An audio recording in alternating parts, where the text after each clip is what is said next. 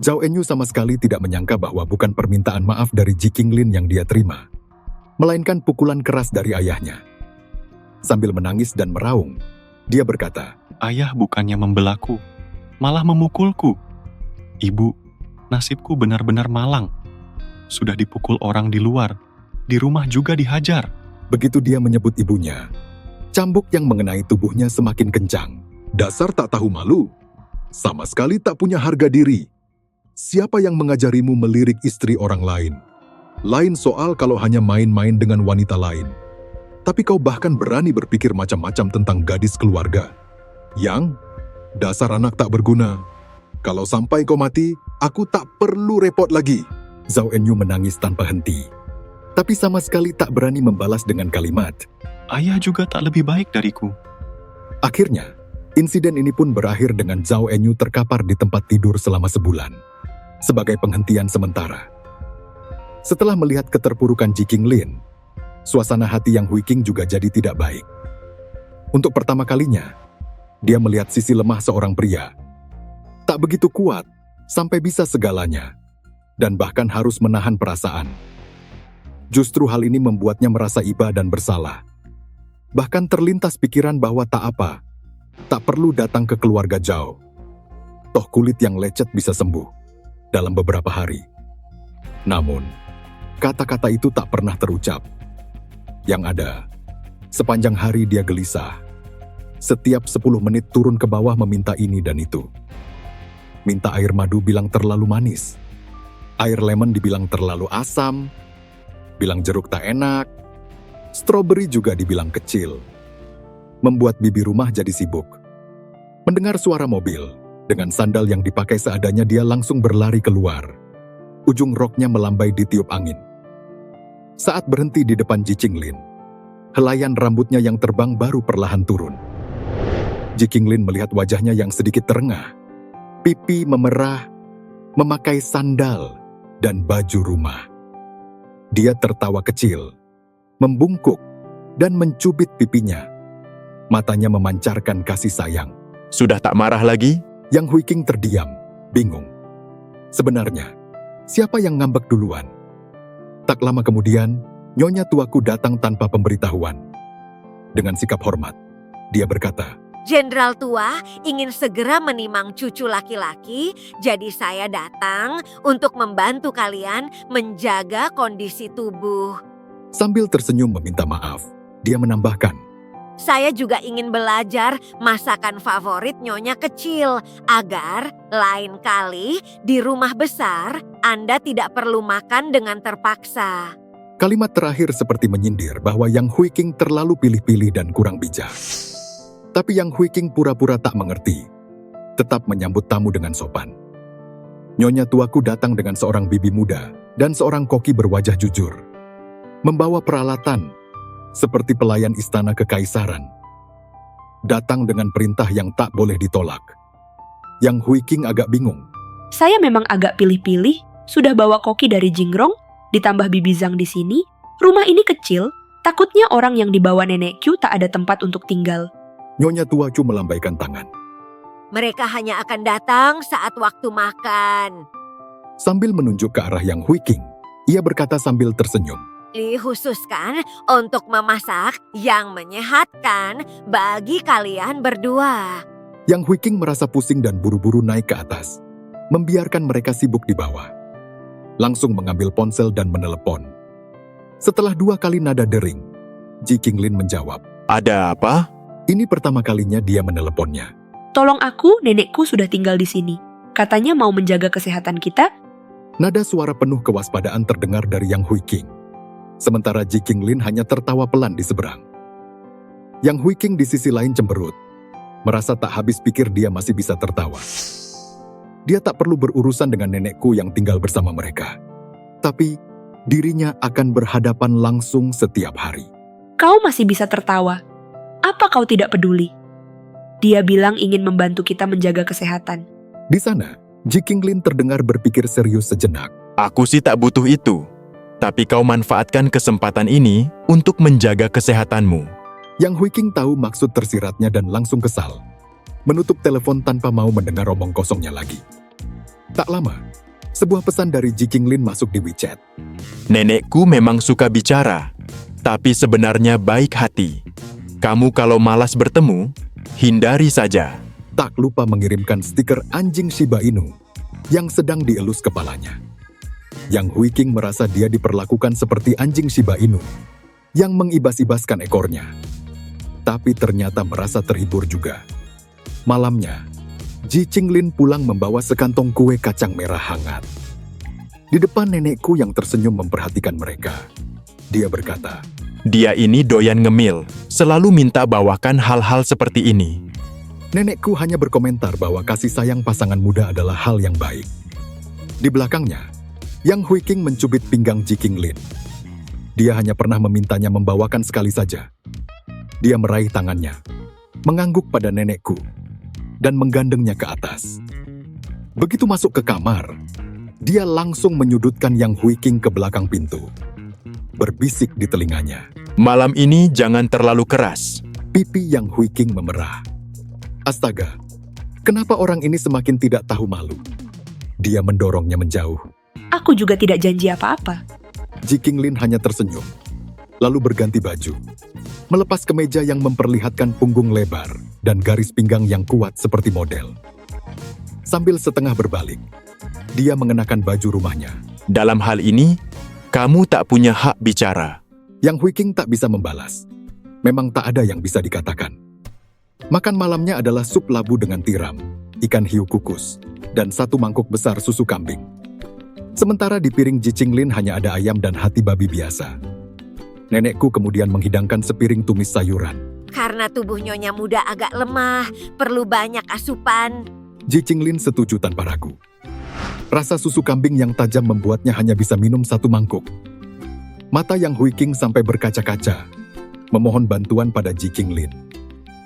Nenekku hendak menuangkan lagi, namun dicegah oleh Ji Qinglin. Nenek Q, pelan-pelan saja. Dia benar-benar tak sanggup lagi. Lanjut besok. Yang Hui Qing berpikir, rasanya perintah ini benar-benar cuma untuk menyiksanya. Apakah kakek Ji benar-benar menyayanginya? Setelah mencoba memuntahkannya lama namun tak berhasil. Dengan mata berair, dia terduduk di atas keset sambil mengeluh. Besok aku tak mau minum susu kambing lagi. Selama 22 tahun hidupnya, belum pernah dia makan malam sebanyak ini. Malam ini saja hampir setara porsi sehari penuh. Ji Qinglin, yang melihat betapa tidak nyamannya dia, merasa sedikit bersalah. Andai dari awal tak usah ikut menyaksikan drama ini di meja makan, atau ikut-ikutan menyuapinya bersama nenekku.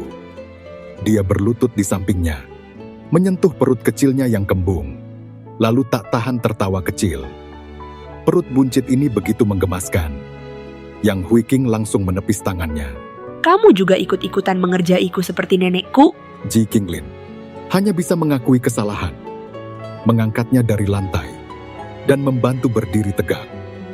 Dari belakang, dia melingkarkan tangan di pinggangnya yang terasa sedikit lebih berisi. Aku akan temani jalan-jalan. Jalan setelah makan malam yang seharusnya sebentar menjadi hampir 1000 langkah. Baru berhenti ketika wajah Yang Hui Qing memerah, dan keringat halus mulai bermunculan. Namun, perut kecilnya masih sedikit buncit. Usai mencuci muka, Yang Hui Qing segera mengambil sekumpulan pil merah dan putih. Menelannya dengan air hijau pekat. Tak takut kekenyangan? Air hijau itu setidaknya ada 100 ml, pikirnya. Yang Hui Qing menunjuk tiap pil satu persatu, sambil memberitahunya. Jus hijau, pengurai gula, pil pembakar lemak. Ekspresinya seperti menyalahkannya. Ini semua salahmu. Sambil tertawa, dia menariknya mendekat. Aku tak akan paksa kamu makan banyak lagi. Saat itu barulah Yang Hui Qing sadar. Dia sengaja mempermainkannya. Dia mendorongnya dengan marah, namun tetap tak bisa menggesernya. Lihat, kamu memang sengaja.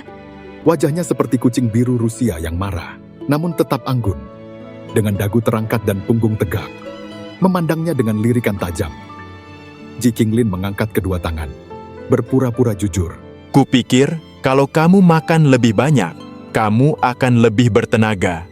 Melihat kamu kesulitan, mungkin kita harus menyelesaikannya dengan cepat. Yang Hui Qing kesal dan melemparkan bantal ke arahnya. Hei, Sikapnya benar-benar tak tahu malu. Sambil tertawa, Ji Qinglin mendekat dan menciumnya lembut. Ini namanya membantu pencernaan. Kemarahan Yang Huiking tertelan dan berubah menjadi manis dan menyebar. Dia juga bingung mengapa dia merasa begitu nyaman setelah dicium olehnya. Dia memegangi wajahnya dengan tangannya dan menyentuh akar janggut di dagunya. Saya sangat menikmati menciumnya. Yang Huiking sangat antusias setelah tidak berhubungan selama beberapa hari. Setelah merasakan rasanya cinta, Anda jadi paham kenapa pria dan wanita menikmatinya tanpa henti. Meski ia juga memiliki sifat pemalu seperti wanita dalam hal ini. Untungnya ia tidak pernah ragu dan mau bekerja sama kapanpun ia mau. Ji Qinglin juga menyukai hal ini dari dirinya. Dia adalah gadis kecil yang lembut, tapi dia juga akan mengambil inisiatif untuk membuka diri dan memeluknya ketika dia sedang jatuh cinta. Pelukan semakin erat, jiwa dan raga saling berdekatan, dan perbedaan suhu antara pria dan wanita membuat satu sama lain puas. Dia merindukan kehangatannya, dan dia bosan dengan kesejukan dan manisnya. Perasaan menggoda seseorang bercucuran keringat, nafas tersengal-sengal, hingga sekujur tubuh merah. Rasa puas tiada bandingannya dengan apapun. Ji Qinglin bekerja sangat keras, dan ingin memfokuskan energinya pada kali ini sebanyak 2 atau 3 kali. Dia perhatian padanya, dan tentu saja dia tidak ingin membuatnya lelah, yang mungkin berarti dia akan ditinggal sendirian untuk sementara waktu. Bagaimana mungkin seorang pria yang baru saja bersenang-senang mau makan 1 kali makan, tetapi tidak makan yang lain? Jadi lidahnya berguling-guling di sekelilingnya, tanpa memberi 1 inci pun. Ujung lidahnya sedikit terangkat, dan dia menjilat dengan kuat dan teratur. Tubuh Yang Huiking dengan lemas jatuh ke pelukannya dalam beberapa saat, dan tangannya malah menempel di bahunya. Dia melepaskan lidahnya sedikit, memeluknya dengan lembut dengan bibirnya, dan janggut di dagunya mengusap daging lehernya. Pada janggutnya, simpul di tenggorokannya, dada, perut, dan batangnya di bawah sana. Dia menyukai semua fitur pria di tubuhnya. Mungkin itu adalah tanda ketertarikan yang berlawanan. Yang Huiking benar-benar menekan lebih erat ke arahnya. Payudaranya lembut dan melenting saat dia menekannya ke arahnya. Lehernya terangkat ke atas untuk membiarkan dia menggesekkan lebih banyak ke arahnya. Mata berkabut dan dia mencium. Mengapa bibir pria itu begitu jelas? Dia bisa merasakan posisi garis bibirnya. Mencari manik bibir yang tersembunyi. Giginya dengan lembut menghancurkannya, dan kemudian ujung lidahnya. Dia ingin menelannya. Memikirkan hal itu dan kemudian melakukannya. Bagaimana dia masih bisa memiliki kemampuan berpikir normal? Giginya menggigit, mulutnya terangkat dan menghisap dengan keras. Ji Qinglin memakan rasa sakit. Tangan menyentuh ke pinggang belakangnya. Di sisi pinggangnya berputar, sampai potongan itu semakin lembut kulit dan daging bersaing dengan telapak tangannya ke bawah. Hanya membalas sejumput, mungkin serangannya lembut. Dan wanita jahat itu tidak menyadari bahwa itu adalah hukuman sama sekali. Dia hanya mengerang dan terus menelan bibirnya, menelan lidahnya, membungkus mulutnya, dan memasukkannya ke dalam mulutnya. Ji Qinglin segera meminum cairan dari mulutnya, yang harum dan memabukkan seperti embun giok. Hormon bercampur, seluruh tubuh semakin panas, dan bau nafsu dipaksa masuk ke rongga hidung. Dia mendorong atasannya ke atas, memperlihatkan bra rendah putih. Dia ingin menutupi payudaranya, tapi hanya ada selapis kain berlubang yang menutupi payudaranya. Darah di tubuh Ji Qinglin mengalir deras ke atas kepalanya. Bagaimana hal seperti itu bisa disembunyikan di dalam? Bra yang lucu dan seksi. Dia tidak memakainya pada 2 kali pertama. Dia pikir itu karena dia terbiasa tidak memakainya di rumah. Jadi dia tidak bertanya apapun. Hasilnya, hal itu memberinya stimulus yang begitu besar hari ini. Dia menciumnya dengan religius dan hati-hati, karena takut merusak pemandangan di depannya. Tidak ada cincin katun atau baja untuk mengatur bentuknya, sehingga payudara menyebar ke segala arah dan terhalang oleh tepi bra. Menjadi buah persik yang cantik. sangat cantik dan imut. Sangat menyukainya. Dia tidak berani melakukan upaya yang kuat, tetapi hanya meremasnya dengan lembut. Sambil melihat buah persik berubah bentuk, hidungnya terangkat ke atas untuk menunjuk ke ujung yang paling merah. Dia benci karena sari buahnya tidak keluar. Kalau tidak, dia akan memakannya dalam satu gigitan dan tidak akan pernah melepaskannya. Membenamkan dirinya ke payudara dan menciumnya, seluruh wajahnya menempel pada payudara yang lembut. Dia merasakan hatinya terisi penuh dengan itu, dan diberi mainan yang paling berharga dari semuanya. Ujung payudara itu berdiri tegak karena panas yang membakar, dan naik ke mulut pria itu untuk memberikannya. Dia mengambilnya melalui kain tipis, dan wanita itu meraung-raung dengan nikmat di bawahnya. Dia tidak ingin memikirkan kelaminnya yang membengkak dulu, hanya kelembutan payudara di depannya. Akhirnya, dia merasakan di bawah payudara, tidak dapat menutupinya dengan telapak tangannya yang besar, hanya memegangnya dengan lembut. Payudara itu tenggelam seperti akan jatuh, menangkupnya ke atas. Daging payudara itu bergetar di bawah matanya. Apa yang ada di dalam sana hingga membuatnya begitu membengkak? Yang Hui Qing menggoyangkan pinggulnya ke arahnya dengan tidak sabar.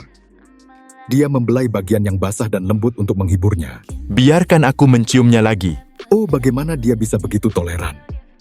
Langsung saja Yang Hui Qing merasa payudaranya disentuh sebelum dia melepaskannya. Hatinya kembali menandai. Tidak hanya suka menggantung orang, tapi juga suka melihatnya mengenakan korset seksi. Tuhan membuktikan kalau dia hanya tidak suka perasaan terkekang oleh bra. Jadi dia lebih memilih jenis kain berlapis ini. Saya tidak sengaja memilih rendah, karena gaya ini pada dasarnya seperti ini. Aku tidak bermaksud menjadi seksi. Bagaimana aku bisa berharap dia akan sangat menyukainya? Namun, dia semakin banyak menyentuh air di bawah sana, membasahi celananya.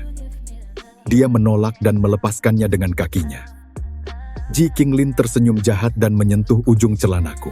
Ini sangat mendesak. Aku akan menyentuhnya. Jari menusuk ke dalam. Belum. Buka sedikit lebih lebar. Jari-jarinya menyodok dengan ringan. Buka sedikit lagi dan aku akan masuk. Dia sangat marah, seolah ingin membuktikan dirinya. Dia mengencangkan tubuh bagian bawahnya dan menghisap jari-jarinya dengan keras. Kalau itu ayam jantan, pasti akan tersedot. Ji Qinglin berpikir seperti ini dan menghela nafas panjang. Dia mengangkat wajahnya untuk melihat wajah penuh gairahnya. Bulu matanya basah dan merah, dan dia menatapnya seolah meminta bantuan. Dia mendekatkan wajahnya ke arahnya, dan napasnya mengenai pipinya, membuat bulu halus itu berdiri. Terlalu sempit. Saya tidak bisa masuk.